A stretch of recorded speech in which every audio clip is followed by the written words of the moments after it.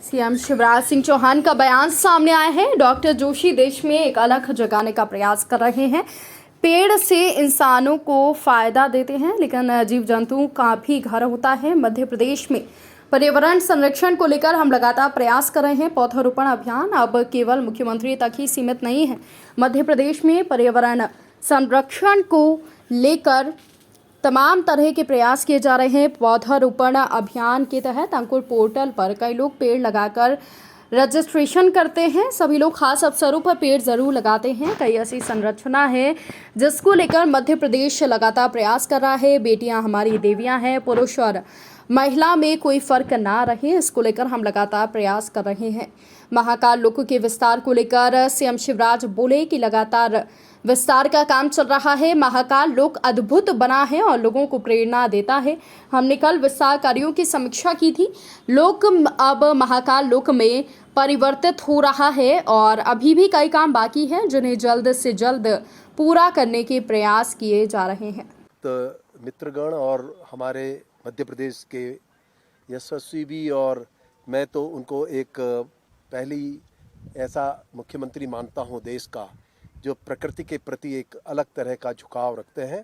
और मुझे मतलब मैं यह बड़े स्पष्ट शब्दों में कह दूं कि शायद आज देश की सबसे बड़ी आवश्यकताओं में एक बड़ी आवश्यकता ये है कि हमारे राजनीतिक नेतृत्व को प्रकृति के प्रति अगर उनकी निष्ठा है, और जिनका एक सबसे बड़ा एक जो सिंबल है, उन्होंने हमेशा 3 वृक्ष लगाकर अपनी कटिबद्धता प्रकृति के प्रति की है। और ये यात्रा जो प्रकृति और प्रगति, मैं आपसे अनुरोध कर रहा हूँ कि आप मध्य में हैं देश के, और मध्य में मैं दोनों ही चीज़ों को देखता हूँ। मैं आपको आपके संज्ञान में लाना चाहता हूँ। जब मैं महाराष्ट्र में था और जैसे ही महाराष्ट्र में सेंधवा में मैं प्रवेश हुआ, महाराष्ट्र में मुझे वनों का अभाव लगा, लेकिन जैसे ही मैं मध्य प्रदेश सेंधवा में आया, हमें पेड़ों की छांव मिलनी शुरू हुई। और शायद हमारे लिए पेड़ का उस समय सबसे बड़ा मतलब यही था। कष्ट था, साइकिल चलाते हुए चढ़ाई थी और हमें छाया नहीं मिल रही थी, लेकिन मध्य प्रदेश का एक पहला परिचय मैं और मेरे साथियों में यही था।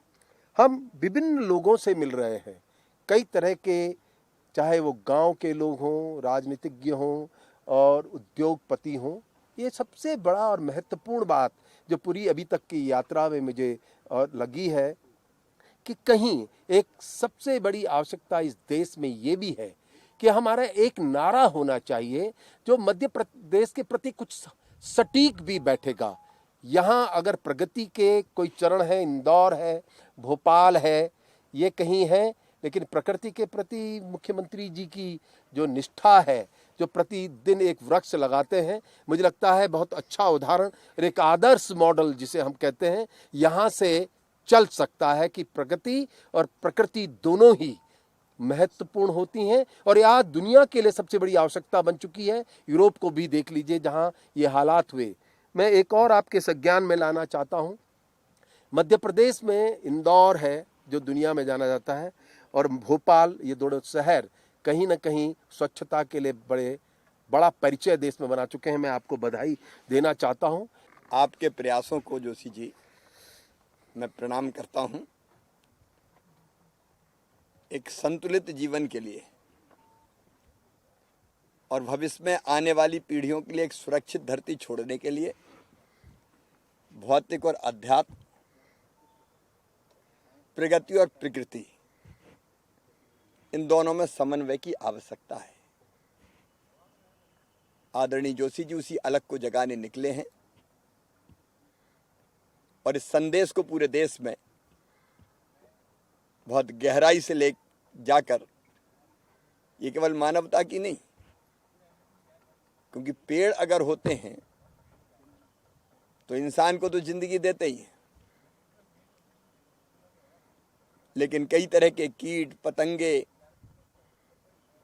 जीव जंतु, यहाँ तक के पशु और पक्षी भी अपने जीवन को उनसे पाते हैं। तो ये तो सृष्टि मात्र के कल्याण का कार्य आप कर रहे हैं।